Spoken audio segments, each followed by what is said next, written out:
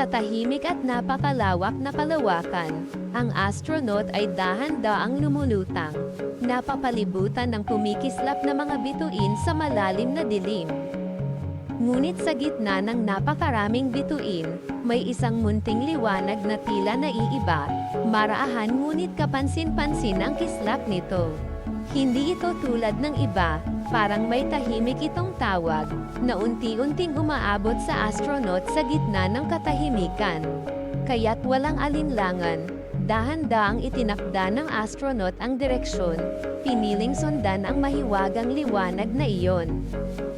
Unti-unting lumayo ang sasakyan mula sa pamilyar at ligtas na lugar, habang ang kalawakan ay lalong nagiging malawak at tahimik.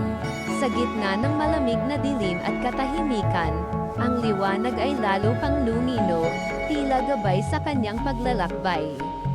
Lumabas ang astronaut mula sa sasakyan, dahan-daang lumulutang sa walang hanggan na espasyo, napakaliit sa napakalawak na paligid. Habang papalapit siya, naramdaman niya ang banayad at kakaibang init na nagmumula sa munting liwanag. Isang bituin ang kanyang natagpuan, mahina ang kislap, tila pagod, at unti-unting nawawala ang dating ningning nito.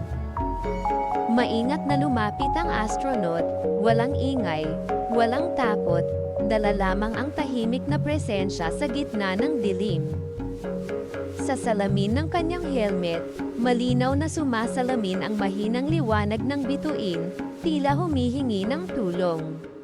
Hindi niya ito pinilit ayusin, hindi rin sinubukang baguhin, nanatili lamang siya sa tabi nito, tahimik at matatag. At sa paglipas ng ilang sandali, unti-unting nagbago ang liwanag, parang muling nagigising mula sa katahimikan. Lumapas ang kislap ng bituin, dahan-daang bumabalik ang init at liwanag na matagal nang nawala.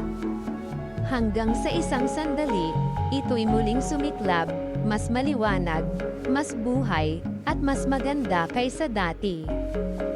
Ang maliwanag na bituin ay malinaw na sumasalamin sa helmet ng astronaut, nagbibigay liwanag sa kanyang katahimikan. Alam ng astronaut na tapos na ang kanyang gawain, kaya't dahan-dahan siyang umatras, handa nang magpaalam. Habang siya ay papalayo, patuloy na nagniningning ang bituin sa likuran, tila nagpapasalamat sa tahimik na paraan.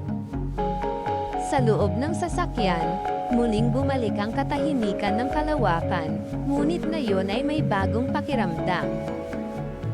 Dahil minsan, hindi kailangang magsalita o kumilos, sapat na ang presensya upang muling magbigay liwanag sa iba.